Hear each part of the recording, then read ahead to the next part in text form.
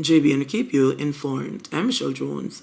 Before we get into the news, please remember to like, subscribe, leave a comment, and to share the news with someone today. Now on to the news. Man shot dead during armed confrontation with police in Kingston 13. The police shot and killed an unidentified man during what they say is an armed confrontation on Galloway Road, Kingston 13 on Friday night. A high-point 9mm pistol was reportedly recovered from the deceased. Information received is that members of the Area 4 Fugitive Apprehension Team were patrolling the St. Andrew South Police Division when they were alerted that men were seen along Galloway Road with guns. It is reported that the team proceeded on foot along Galloway Road and came upon a group of men along the said roadway. Upon seeing the police, the men ran into nearby premises. During their pursuit of the men, the team came under gunfire which was returned and one individual was shot. The injured man was immediately assisted by the police team to the Kingston Public Hospital where he was pronounced dead. 10-year-old girl dies weeks after being struck in freak accident. A 10-year-old girl from St. Ann died 2 weeks after being struck by steel from a motor vehicle crash. Despite multiple attempts to secure life-saving medical care, the girl's family and community have been plunged into mourning and are searching for answers following the bizarre incident.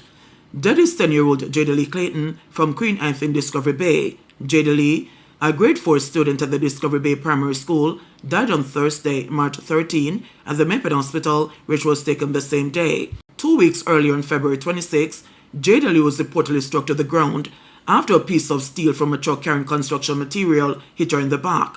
Reports are that Jada Lee, another girl, and the girl's mother were walking on the sidewalk on their way home from school when there was a collision between a coaster bus and the truck. According to the report, the other girl was also hit. Family members say Jada Lee was never herself after the incident on the Discovery Bay Main Road. The family says Jada Lee complained about being in pain and was taken to a doctor who prescribed painkillers and ordered an X-ray. The results, which came the following day, reportedly indicated nothing was wrong and the Jada Lee was sent home. In subsequent days, the 10-year-old complained of more pain and displayed signs of swelling around her waist. Family members said they took her to the St. Ansby Hospital where she was treated and sent home. According to her father, Derek Clayton, and aunt Shellyan Williams, Jada Lee's condition worsened until she was unable to walk and was constantly in pain. On Thursday, March 13, Jada Lee's mother, who lives in Clarendon, took her daughter from Discovery Bay, where the child lived with her father and his relatives, to the Maple Hospital, where the 10-year-old was admitted sometime around midday. Later that evening, Jada Lee was pronounced dead. Her father is distressed and trying to make sense of it all. He said Jada Lee was his only child. Her aunt, Shellyan Williams, says the father is devastated by Jada Lee's death. Right now, my mother not take it easy because she have high blood pressure, me have high blood pressure, and all the father do a cry. My mother know she not fit drink and a bit special she a drink. So the yard come like, we don't know, and the little niece there because out of the all of the little niece and nephew, she was the older one in the yard. Nothing can bring her back till the truth. Grieve because when we go and meet with her, oh gosh man. And when she has the auntie and come with me down at the hospital, we can't be if she her so. Pain rock her left, right and center. The police have reportedly cautioned the driver of the truck that was carrying the steel. Mentally challenged man charged with murder. A man, reportedly of unsound mind, is facing a murder charge after stabbing 4 men, one fatally in Trelawny. The accused, 34-year-old Rhonda Brown, of Hague Settlement in the parish, has been charged with 1 count of murder and 3 counts of wounding with intent following an incident in the parish on March 7. That is 40-year-old Leroy McIntosh, a labourer of the same address. Reports from the Falmouth police are that, at about 12:30 p.m., Brown was at home with a relative, noticed McIntosh exiting a vehicle, and attacked him with a pair of scissors, inflicting stab wounds to his upper body. Brown went further along the main road and attacked 2 men, inflicting stab wounds to both. On his return, he saw a man assisting McIntosh, who he had assaulted earlier, and went on to attack that man, inflicting stab wounds to his upper body. Police had to rescue Brown after residents attacked him following the incident. The wounded men were taken to the hospital, where McIntosh succumbed to the injuries he sustained. The police were summoned, and Brown was subsequently arrested and charged after a statement was recorded. His court date is being finalized. Body-worn camera is needed, says councillor, after another fatal police shooting. Councillor for the Old Harbour South Division, Dr. Kurt Wall, is calling for a thorough investigation into the latest fatal police shooting in Old Harbour Bay, St. Catherine. Friday's incident, which occurred in the community of Settlement, is the 3rd such since the start of the month. The deceased has been identified as Jamar Fothergill, also known as Zaga. A resident said that she heard a commotion followed by gunshots at about 4 o'clock. The residents say Fothergill had been detained on several occasions by the police and was accused of committing a murder on Tuesday. The police have been accused of removing closed-circuit television CCTV cameras from the premises in Friday morning shooting. The residents also complained that the police were not wearing body cameras. Council Wallace joined residents in appealing for the police to be fitted with the cameras.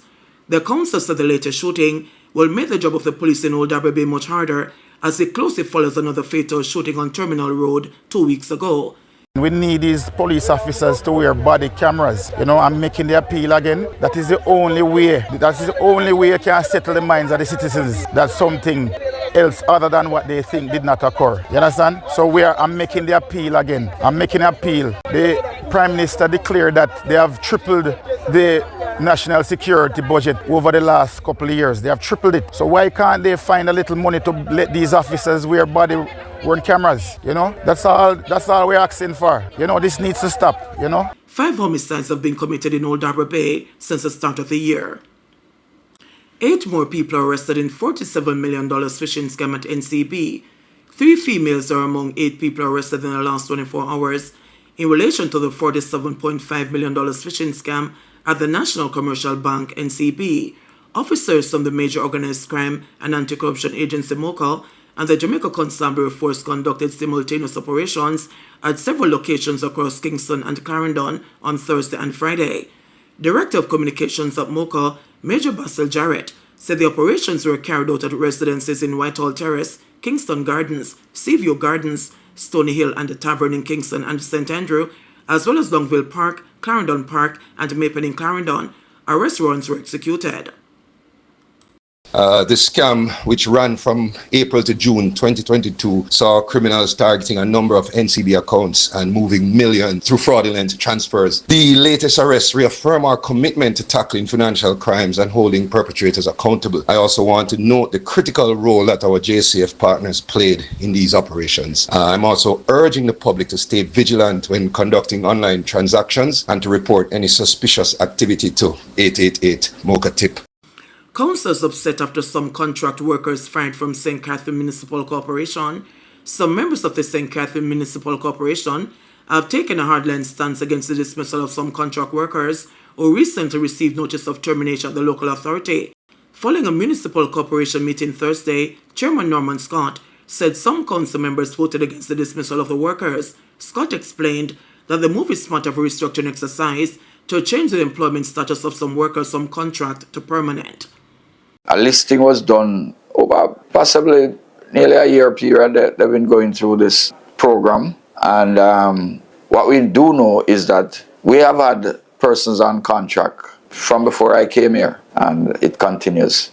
A number of staff were not found, were not taken into this program. And so what we saw is that letters were given where persons would be terminated at the end of March. It's a number of people. I can't give you the exact amount, but a number of persons. And so we have now voted to have these letters rescinded and for the CEO to take it to HR and let us see what's the best solution. The council is not overstaffed. As a matter of fact, there are some areas of the council that still is short-staffed. You know that the governance structure of the municipality is designed in such a way that we are to prepare bank recon, prepare financial statements, balance sheet and all of these things, which is something that is new to the municipalities.